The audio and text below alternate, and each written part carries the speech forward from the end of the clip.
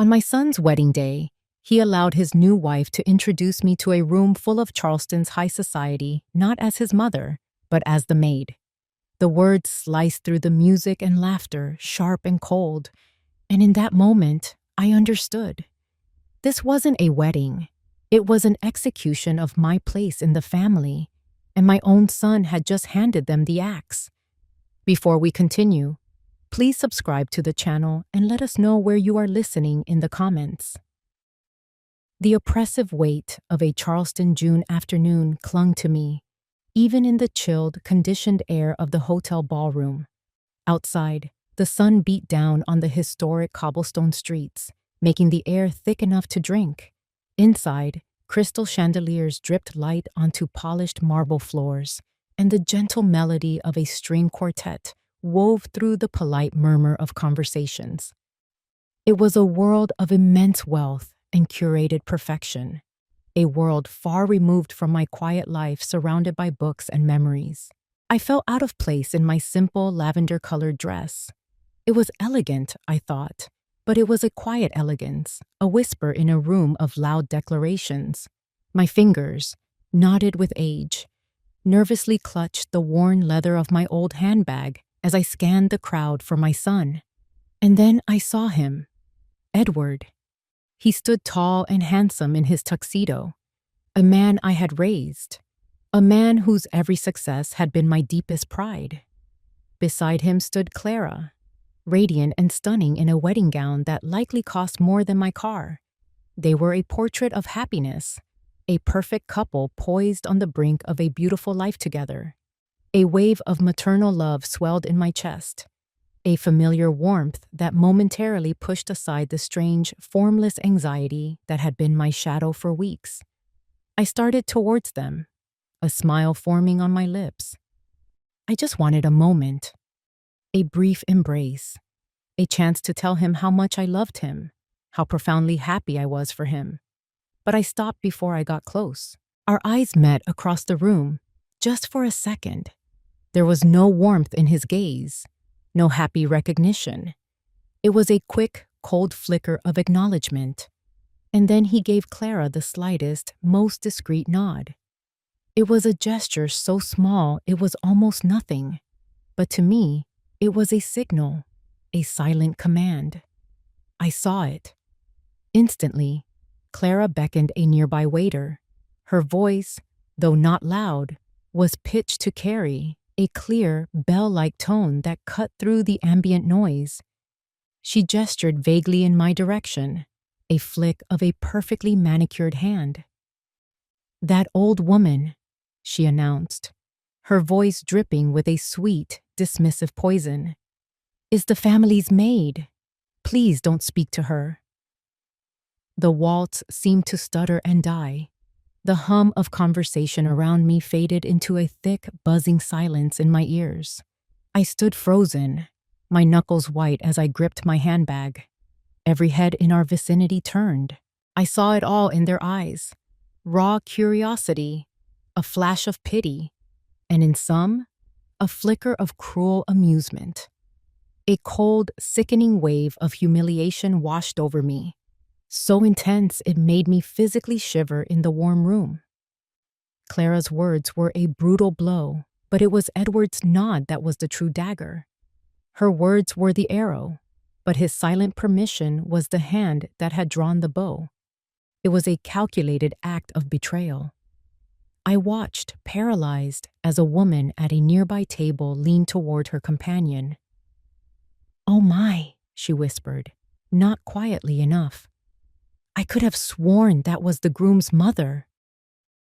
The ultimate cruelty, however, was what happened next. Edward didn't defend me. He didn't correct her. He didn't even look at me again. He simply placed a proprietary hand on Clara's back and guided her towards the dance floor, turning his back on me completely. He left me standing there, alone, exposed under the weight of 100 judging stares. He had made his choice. He had chosen his side. In that moment, standing amidst the splendor of my son's wedding reception, my heart didn't just break.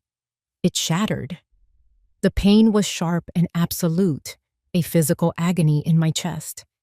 And through that pain, a terrifying clarity emerged. This elaborate, expensive celebration wasn't about love or family. It was the first move in a war I hadn't even known was being waged against me. And the person leading the enemy charge was my own flesh and blood. 2 weeks before the wedding, my house was filled with a fragile, hopeful light. The late afternoon sun, filtered through the thick leaves of the ancient oak trees in the yard, cast a warm, golden glow across the living room. Dust motes danced in the sunbeams, and the air smelled of lemon polish and old books. This house wasn't just stone and wood. It was a library of my life's memories, and I was preparing to add a happy new chapter. In the center of the room, like a queen holding court, stood a mannequin draped in Clara's wedding gown. It was a magnificent creation of silk and lace, ostentatious and impossibly white against the dark, aged wood of my furniture. I'd been carefully dusting around it, my movements slow and deliberate. I looked at that dress and saw a fresh start, a promise of grandchildren's laughter echoing through these old halls. I was so caught up in this daydream that I didn't hear Edward come in. "Mom?" I turned, a little startled, to see him standing in the doorway, a soft smile on his face. He walked over and wrapped his arms around me from behind, resting his chin on my shoulder. His embrace felt real, warm, and for a moment, all the nagging unease I'd been feeling lately simply melted away. "You shouldn't be working so hard," he murmured into my hair. "Clara wants everything to be perfect. She's got it all under control, so you don't have to worry about a thing. Just put your feet up and relax." His words were like a balm to my anxious heart. My son, my thoughtful, loving son. I felt a swell of emotion so strong it brought tears to my eyes. I turned in his arms and patted his cheek. "I'm just happy, dear. So very happy for you both." It was then that the idea came to me, a spontaneous, heartfelt gesture. "Wait right here," I said, my voice thick with emotion. I hurried to my bedroom and opened an old cedar-lined chest. Inside, nestled in a velvet box, was the pearl necklace my own mother had worn on her wedding day, and her mother before her. It wasn't extravagant, but it was a piece of our family, a string of memories and love passed down through generations. When I returned, Clara had just arrived, looking effortlessly chic in a linen dress. She was talking to Edward, her hand resting on his arm. They looked so perfect together. "Clara, my dear," I began, my hands trembling slightly as I opened the box. "I want you to have this, to wear on your wedding day, as a welcome to the family." I held out the necklace. The pearls glowed with a soft, milky luminescence in the afternoon light. For a fraction of a second, I saw a flicker of something in Clara's eyes. Not surprise, not gratitude, but something cool and appraising, like a pawnbroker examining a piece for its resale value. But the look vanished as quickly as it appeared, replaced by a dazzling smile. "Oh, Margaret," she gushed, her voice dripping with manufactured sweetness. "It's beautiful, absolutely beautiful. I'm speechless." She took the box from my hands, her fingers brushing against mine. Her touch was cold. She allowed me to fasten the clasp around her neck. The pearls, which had always looked so warm against my mother's skin, seemed stark and out of place against hers. "Thank you," she said, looking at her reflection in the hallway mirror, turning her head from side to side. "It's perfect." Edward beamed at me over her shoulder. "See, Mom? I told you she'd love it. You two are going to be thick as thieves." Watching them then, my son and his beautiful bride-to-be, I was filled with a profound sense of peace. I was a mother who had successfully raised her son and was now passing the torch, entrusting him to a new woman. I was blind, blissfully and completely blind to the fact that I wasn't handing over a torch. I was handing my most precious treasures over to the enemy. A week before the wedding, I sought refuge from the mounting chaos at a small garden cafe tucked away on a quiet, jasmine-lined street. It was my favorite spot, a tranquil oasis where the only sounds were the clinking of spoons against porcelain and the gentle rustle of palmetto leaves in the breeze. With a book in one hand and a glass of sweet tea in the other, I felt a semblance of my normal, peaceful life returning. I was lost in a chapter when a familiar laugh, high-pitched and a little too loud, cut through the calm. Before we continue, please subscribe to the channel and let us know where you are listening in the comments. I looked up and saw her, Clara. She was seated at a secluded table in the far corner, partially hidden behind a large potted fern. But she wasn't alone. Across from her sat a man I'd never seen before. He was older, perhaps in his early 60s, dressed in a tailored gray suit that must have been suffocating in the Charleston humidity. Everything about him screamed money and power, from his expensive watch to the cold, predatory stillness in his posture. He looked utterly out of place in the relaxed, sun-dappled courtyard. I instinctively shrank back in my seat, feeling like an intruder. My first thought was to go over and say hello, but something stopped me. This wasn't a friendly chat over coffee. Clara's entire demeanor was different. The sugary sweetness she usually wore like a perfume was gone, replaced by a sharp, focused intensity. She was leaning forward, her expression taut and serious. They weren't friends. This was business. I couldn't hear their words, but I watched, mesmerized, as their silent play unfolded. The man, Vance, as I would later learn his name was, did most of the listening, his face an unreadable mask. Clara did the talking, gesturing emphatically with her hands. At one point, she reached into her designer handbag and pulled out a small rolled-up piece of paper, securing it with a rubber band. From my vantage point, it looked exactly like a blueprint. A floor plan. She slid it across the table. The man didn't open it. He simply picked it up, weighed it in his hand for a moment, and then slipped it into the inner pocket of his suit jacket. The gesture was so smooth, so final. The conversation seemed to conclude shortly after that. They both stood and he extended his hand. Clara took it, and they shared a handshake that was brisk, firm, and utterly devoid of warmth. It was the handshake of a deal being closed. He left without a backward glance, disappearing onto the street. Clara remained standing for a moment, her back to me. I saw her shoulders slump slightly, as if a great weight had been lifted, or perhaps settled. Then she took a deep breath, composed herself, and when she turned, the brilliant, empty smile was back in place. I quickly looked down at my book, my heart hammering against my ribs. Who was that man? What was on that paper? My mind scrambled for a logical explanation. He's a wedding coordinator, I told myself. Or maybe a caterer. The paper was probably a seating chart, but the explanation felt thin. A flimsy bandage on a deep wound of suspicion. Caterers don't wear $1,000 suits, and you don't conduct a meeting about seating charts with the clandestine air of spies exchanging state secrets. The image of his cold, assessing eyes and Clara's strained, serious face was burned into my mind.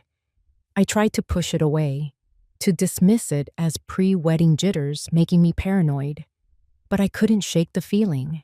It was the first deep crack in the perfect facade of our happy new family, and a cold dread began to seep through. The air inside the old stone church was thick with the scent of beeswax and history. Sunlight, stained jewel-toned by the tall Gothic windows, pooled on the worn wooden pews. It should have felt peaceful, reverent. Instead, it felt suffocating. We were there for the wedding rehearsal, a final walkthrough before the big day. But the atmosphere was anything but celebratory. It was tense, coiled like a spring. A brisk, impossibly organized woman with a clipboard, the wedding planner, was directing everyone to their places. "Bridal party on the left, groomsmen on the right," she chirped, her voice echoing in the cavernous space. When it was my turn, she glanced at her chart, then pointed a perfectly manicured finger towards the very back of the church. "And you, ma'am, will be right here in the last row." I blinked, certain I had misheard. The last row was reserved for distant acquaintances, not the mother of the groom. I managed a polite, questioning smile. "Oh, I think there must be a mistake. I'm Margaret Ellison, Edward's mother." The planner didn't even look up from her clipboard. "No mistake. Per the bride's instructions." Just then, Clara glided over, her heels clicking softly on the stone floor. She laid a hand on my arm, her smile as bright and hard as a diamond. "It's for the photographs, Margaret," she explained, her voice syrupy sweet. "We need to optimize the angles from the altar. The photographer said it would create a much cleaner, more aesthetically pleasing shot." The excuse was so slick, so perfectly crafted to sound reasonable, that it took my breath away. A cleaner shot. As if my presence, my face in the front row, was a blemish to be erased. The insult was so profound, so cleverly disguised as logistical planning, that I didn't know how to respond. My eyes darted to Edward, who was standing nearby, pretending to be absorbed in conversation with his best man. I looked at him, pleading silently for him to intervene, to correct this absurdity. "Say something," my heart screamed. "Tell them I'm your mother." He must have felt my gaze because he finally turned, but he wouldn't look me in the eye. His focus was fixed somewhere over my shoulder, on a stained glass depiction of a saint. "Mom," he said, and the impatience in his voice was like a slap. "It's just a rehearsal. It's not a big deal. Let's just get through this." That was it. The first cut. Sharp and deep. This wasn't an oversight by a wedding planner. This wasn't Clara being a demanding bridezilla. This was a deliberate, calculated act of exclusion, and my own son was sanctioning it. His refusal to meet my eyes told me everything I needed to know. He was ashamed of me, or worse, he simply didn't care. I felt the blood drain from my face. I forced a smile that felt brittle, like it might crack and fall from my lips. "Of course, dear," I murmured, my voice barely a whisper. "Whatever Clara wants." I turned and walked the long, lonely aisle to the back of the church. Each step felt heavier than the last. I sank into the hard wooden pew, my handbag clutched in my lap. My hand, hidden from view inside my coat pocket, was trembling uncontrollably. From the back of the church, I watched them all, my son, his future wife, their friends, laughing and arranging themselves at the front. They looked like a beautiful, happy family. And I, his mother, was nothing more than a stranger, an inconvenient spectator at the celebration of my own erasure. The world snapped back into focus with brutal clarity. The buzzing in my ears subsided, replaced by a far worse sound, the low, venomous hum of whispers. Clara's words, "That old woman is the maid," hung in the air, shimmering like heat haze. They were an impossible thing to take back. An unringable bell. I stood rooted to the spot, feeling the weight of dozens of eyes on me. They were no longer looks of simple curiosity. Now they were painted with pity, contempt, and a kind of morbid fascination. I was the evening's entertainment. My gaze was locked on my son, my last hope. I prayed for a flicker of defiance, a spark of the loyalty I had poured into him for 42 years. I prayed he would turn, laugh it off as a terrible joke, and pull me into a hug. He did nothing. He stood beside his bride, his face a smooth, handsome mask, Then, a woman at a nearby table, dripping in diamonds and disdain, leaned toward her friend and spoke in a stage whisper that carried across the room. "Oh my goodness," she said, her voice laced with mock surprise. "I could have sworn that was the groom's mother." Her friend tittered, a sound like breaking glass.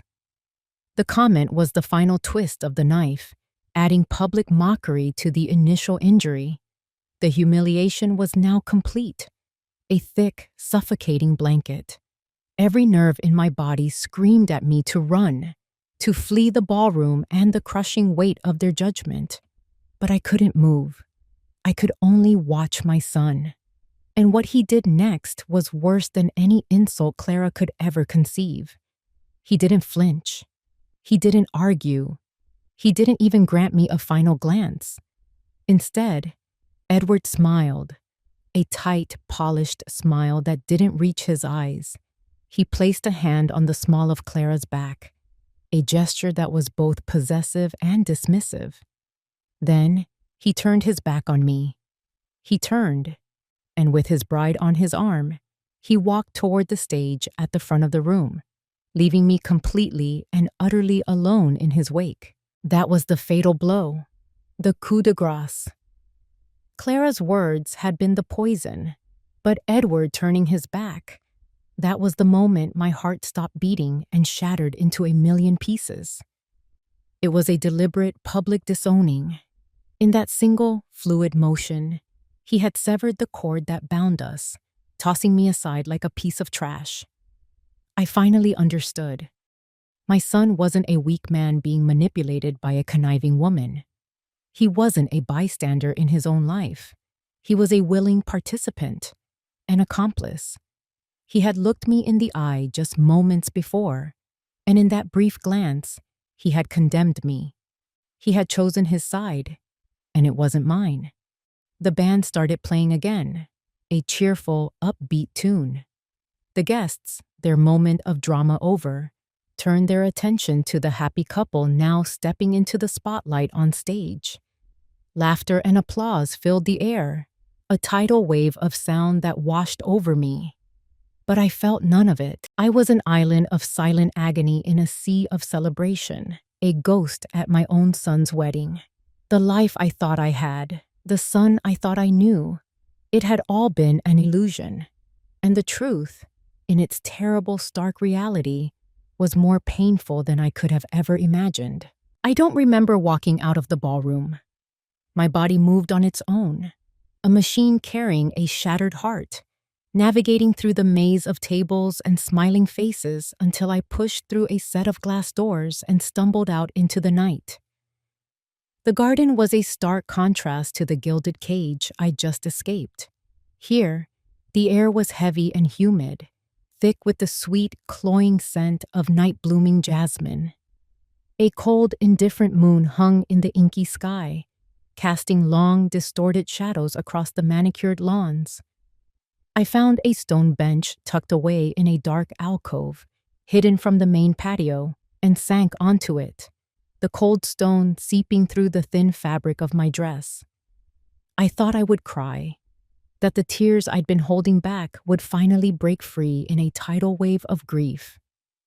But they didn't come. I was hollow, a vessel scoured clean by pain. I sat there for what felt like an eternity, listening to the distant, muffled pulse of the music from the party. Then, I heard voices. They were low and urgent, coming from just around the corner, behind a thick wall of manicured hedges. It was Edward and Clara. "Have to be careful," Clara was saying, her voice a sharp, impatient hiss. The manufactured sweetness was gone, replaced by cold, hard steel. "Careful?" Edward's voice was strained, tight with a panic I had never heard from him before. "Vance is losing patience. He's been breathing down my neck for weeks. After this wedding is over, we have to find that secret room, immediately." The words hit me with the force of a physical blow. Secret room? Vance? It was the man from the cafe. My mind reeled, trying to piece it all together. Clara scoffed. a sound utterly devoid of warmth. "Relax," she said, her tone condescending, as if speaking to a child. "Your mother is a soft touch. She'll break. A little pressure, a few crocodile tears, and she'll tell us exactly where your father hid everything. The house is just the appetizer. The workshop is the main course." She paused, and I could practically hear the cruel smile in her voice. "Just as long as you don't go soft on me, Eddie. You need to keep your eyes on the prize." That was it. The final piece of the puzzle clicked into place, and the full, monstrous picture was revealed. It wasn't just about the house. It was never just about the house. There was something more, a secret my husband had kept, a legacy they were trying to steal. And my son wasn't a pawn. He was a king in this treacherous game, a willing co-conspirator from the very beginning. The truth didn't just hurt. It was a bucket of ice water thrown in my face, shocking me out of my grief and into a state of horrifying clarity. The pain was still there, a white-hot core of agony in my chest, but something new was crystallizing around it. Anger, a cold, clear, and focused rage. I thought of the pearl necklace I had given Clara, the one she was wearing right now, a symbol of family and trust wrapped around the throat of a viper. My hands, resting in my lap, clenched into fists. The trembling had stopped. They thought I was a soft touch, an old woman to be pushed aside and manipulated. They had mistaken my love for weakness, my kindness for stupidity. They were about to find out how wrong they were. In the cold moonlight, under the jasmine-scented air, a decision was made. The weeping mother was gone, and in her place, someone else was beginning to rise from the ashes. I didn't go to bed that night. Sleep was an impossible luxury, a country I could no longer visit. Instead, I found myself drawn to my husband's study. I hadn't been in here for months. The door had remained closed, a silent monument to my grief. Tonight, I opened it. The air was still and thick with the scent of old paper, wood polish, and the faint lingering aroma of his pipe tobacco. A layer of dust covered everything, a soft gray blanket over a life put on hold. I ran a finger over his desk, tracing a line through the dust. The tears were gone. The hollow ache in my chest had been replaced by something else, something hard and cold and heavy. It was the weight of purpose. I stood in the center of the room, surrounded by his life's work, his passions. And then, his last words to me, spoken in a voice thinned by illness but still full of love, came back to me with stunning clarity. It wasn't just a memory. It was a living, breathing instruction. "Maggie," he had whispered, his hand weak in mine. "Don't let them sell the house. Not ever. Inside this house is my true legacy, a part of my soul. The key is where you always used to sit and read to me." At the time, lost in the fog of impending loss, I had thought he was speaking metaphorically. I thought the key was our memories. Now, I knew better. My eyes shot across the room to the corner by the fireplace, to his old armchair. It was a monstrosity of worn, cracked brown leather, with stuffing peeking out of a seam on one side. But it had been his favorite, and the smaller wingback chair beside it. That was where I had spent countless evenings reading to him as he worked. "The key is where you always used to sit and read to me." My heart began to pound, a slow, heavy drumbeat in the silent room. I walked over to my chair, my movement stiff and deliberate. I knelt on the floor, my hands tracing the familiar patterns of the upholstery. Nothing. I ran my fingers along the wooden frame, searching for any inconsistency, any seam or button that seemed out of place. My hands moved to the armrests, worn smooth by years of use. And there, on the underside of the right armrest, my fingers brushed against it. A small, almost imperceptible indentation in the wood. I pressed it. With a soft, satisfying click, a section of the armrest popped open, revealing a small hidden compartment no bigger than a shoebox. It was a secret I had sat beside for 30 years and never known existed. My hand was trembling again, but this time it wasn't with grief or fear, it was with anticipation. Inside, nestled on a bed of faded velvet, lay 2 items. The first was a heavy, ornate, old-fashioned brass key. The second was a small, folded piece of parchment, yellowed with age. I picked it up and unfolded it. My husband's familiar, elegant script covered the page in just 4 words. Agnes knows the rest. A wave of profound understanding washed over me. This was his plan. His final, brilliant move in a game he knew would be played long after he was gone. He had foreseen the greed, the betrayal. He had left me a map. The pain of Edward's betrayal was still a raw, open wound, but now it had a purpose. It was the fire I needed to walk this path. I was no longer fighting for a house filled with memories. I was fighting to protect the soul of the man I loved, to guard a legacy I was only just beginning to understand. I wasn't a victim anymore. I was a guardian. The next morning, I drove to Agnes Porter's law office downtown. Her world was the complete opposite of mine. Where my house was filled with the soft, cluttered warmth of the past, her office was a testament to the sharp, clean lines of the present. Floor-to-ceiling windows offered a panoramic view of Charleston Harbor, and the furniture was all glass, steel and black leather. It was a space designed for clarity, for battle, for winning. Agnes was more than my best friend. She was the sharpest legal mind I'd ever known.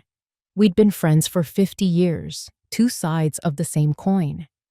I was the quiet librarian. She was the fierce litigator. She was waiting for me in her office, a cup of black coffee already poured. She took one look at my face and knew. There was no need for small talk. "He did it, didn't he?" she said, her voice quiet but laced with a familiar, righteous anger. "The boy finally broke your heart for good." I didn't answer. Instead, I reached into my handbag, my fingers closing around the heavy brass key. I walked to her expansive glass desk and placed it on the surface. The sound it made, a solid clunk against the glass, was the only sound in the room. It was a declaration. Agnes looked at the key, then back at me. A slow, grim nod was her only reply. "I was hoping this day would never come, Maggie," she said, her voice softening. "But your husband was a brilliant man. He always played the long game." She rose from her chair and walked to a nondescript filing cabinet against the wall. It looked ordinary, but I knew Agnes better than that. She manipulated a hidden lock, and the front of the cabinet swung open, revealing the heavy steel door of a safe. She spun the dial with practiced ease, and the safe opened with a heavy sigh. From inside, she withdrew a thick cream-colored envelope, sealed with a wax stamp bearing my husband's initial. My breath caught in my throat. She brought it back to the desk and laid it beside the key. My name was written on the front in his beautiful looping handwriting. "He gave this to me a month before he passed," Agnes explained. "His instructions were clear. I was only to give it to you if you brought me the key. He said you would only look for the key if you were in a fight for your life." My hands trembled as I broke the seal. The letter inside was several pages long, filled with his words, his voice, his foresight. He told me everything. He wrote about his secret life as a master horologist, a creator of bespoke, one-of-a-kind timepieces for a select group of wealthy and discreet clients. He described the hidden workshop, his true legacy, filled with a collection of his masterpieces, art and engineering so unique they were priceless. And then came the warning. He wrote about a ruthless art broker he'd encountered, a man with an insatiable greed and no morals, who had gotten wind of the collection's existence, a man named Arthur Vance. He warned me that Vance would stop at nothing and that he would likely use Edward's financial desperation as a weapon. My husband had seen it all coming. The final page was a legally binding document drafted by Agnes and signed by him, giving me and Agnes joint, irrevocable power of attorney over his entire estate, specifically the house and its hidden contents. It was airtight. It was a shield and a sword. I finished reading and slowly folded the pages. I was no longer alone. I had my husband's brilliant mind guiding me and my best friend's legal genius standing beside me. The grief and shock that had paralyzed me were burned away, replaced by a cold, hard resolve. My eyes, when I lifted them to meet Agnes's, were no longer filled with the pain of a victim. They were filled with the fire of a fight that was just beginning. They arrived 2 days later, just as I knew they would. I saw their sleek black Mercedes pull into my driveway through the living room window. They walked up the stone path, not like a son and daughter-in-law coming for a visit, but like developers inspecting a property they were about to gut. Their faces were a mixture of impatience and smug confidence. They thought they were coming to deliver the final, gentle push that would send me tumbling into a nursing home. I opened the door before they could knock. "Edward, Clara, please, come in." My voice was calm, even, and it seemed to throw them off balance. They had expected tears, pleading, or at the very least, a bitter argument. They got none of it. "Mom," Edward began, his tone falsely gentle. "We need to talk about arrangements." "Of course we do," I said, gesturing not to the comfortable chairs in the living room, but to the formal dining room. "Let's sit down." They exchanged a look, a flicker of confusion, but followed me. I took my seat at the head of the long mahogany table, my late husband's place. They sat opposite me, looking small and out of place. The silence in the room was heavy, broken only by the chirping of cicadas outside. Clara cleared her throat, ready to launch into her prepared speech, but I held up a hand to stop her. "Before you begin," I said softly, "there are a few things I'd like to show you." I reached into the pocket of my cardigan and pulled out the first item. I slid it across the polished surface of the table. It was a photograph, a crystal clear 8x10 print of Clara and Arthur Vance at the Garden Cafe, the rolled-up blueprint clearly visible between them. Clara's practiced smile froze on her face. The color drained from her cheeks, leaving 2 bright spots of rouge standing out like warning flags. She stared at the photo as if it were a snake. Edward frowned, leaning in to look. "What's this? Who is that man?" Clara didn't answer. She couldn't. I didn't say a word. I simply reached into my pocket again and produced the second item. It was a folded legal document. I slid it across the table to sit beside the photograph. It was a standard rental agreement, the kind I'd had them sign a year ago to keep things official. Edward unfolded it, his brow furrowed in confusion. I pointed to a specific highlighted clause. "Section C, paragraph 4, I said, my voice still quiet. "The tenants, Edward and Clara Ellison, agree not to make any structural alterations or remove any permanent fixtures or furnishings without the express written consent of the owner, Margaret Ellison." Edward's face went from confused to alarmed. His eyes darted from the contract to Clara, then to me. The trap was beginning to close around him, and he could feel the steel jaws. Finally, I brought out the third item.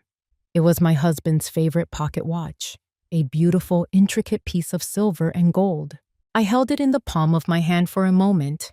Then, with a deliberate motion, I wound the small crown on top. A series of soft, precise clicks echoed in the dead silence of the room. I placed the watch on the table between the photo and the contract. Tick, tock, tick, tock. The sound was deafening. It was the only thing moving, the only thing alive in the sudden, suffocating stillness. It was the sound of a clock counting down, the sound of a bomb. Clara's composure shattered completely. Her mouth opened and closed, but no sound came out. Edward looked at me, and for the first time, I saw raw, undiluted fear in my son's eyes. The smug confidence was gone, replaced by the panicked realization of a cornered animal. They knew, in the space of a minute, without me raising my voice, without me making a single accusation. They knew. I knew everything, and the game had just changed for good. The meeting was set for the following day at Agnes's office. This was not my territory. It was hers. The cool, impersonal world of law and consequence. When Edward and Clara arrived, they looked pale and sleep-deprived. The smug confidence they had worn like a suit of armor was gone, replaced by a brittle, nervous energy. They were walking into an ambush, and they knew it. We sat around a large glass conference table. I was silent, a spectator. This was Agnes's stage. "Thank you for coming," Agnes began, her voice crisp and devoid of emotion. She gestured to a stack of files in front of her. "I believe we can dispense with the pleasantries. We're here to discuss the coordinated effort between yourselves and a Mr. Arthur Vance to defraud Margaret Ellison of her property and assets." Clara started to speak, a protest forming on her lips, but Agnes cut her off with a sharp look. "Please, allow me to finish." Agnes laid out the evidence with the precision of a surgeon. First, she produced copies of loan agreements totaling over $500,000, signed by Edward, with a shell corporation that Agnes had definitively traced back to Vance. The motive was established in black and white. Edward sank lower in his chair, his face ashen. Next, she slid a small tablet across the table and pressed play. Our voices filled the silent room.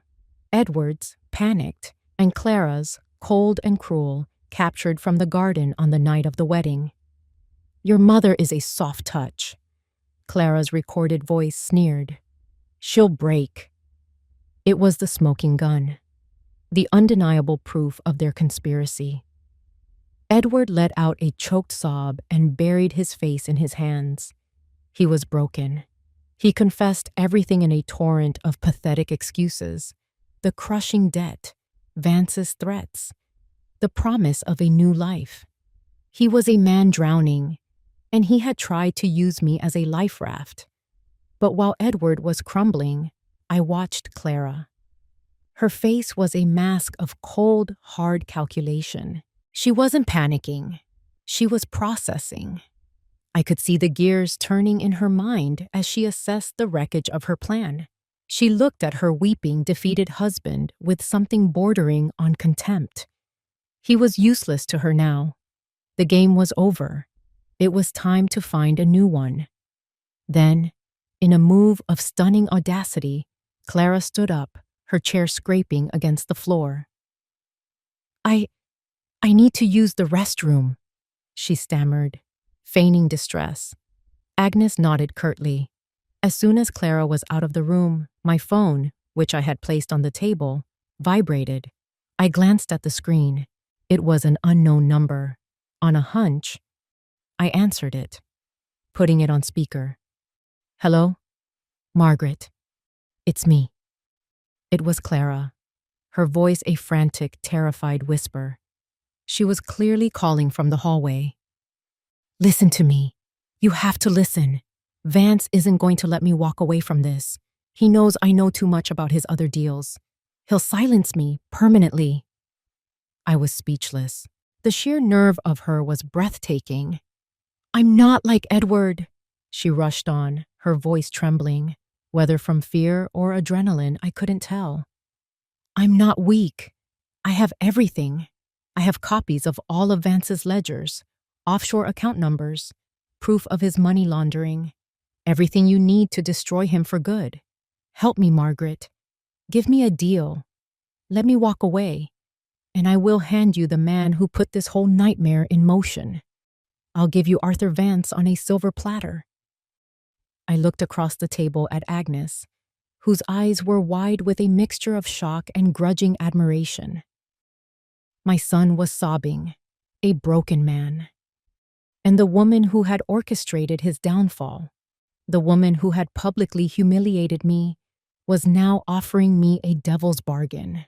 She was offering me the chance to trade one villain for another, to trust the snake who had bitten me in order to slay the dragon. We took the deal.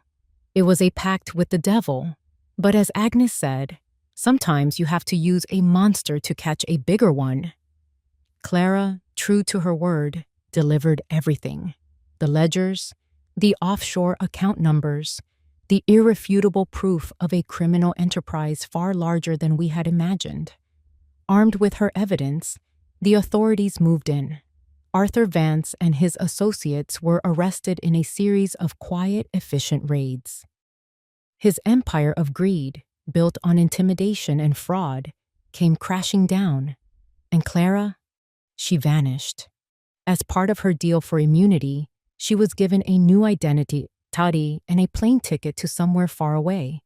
She disappeared without a word, a ghost leaving behind nothing but the wreckage she had caused. A week later, when the dust had settled, I knew it was time.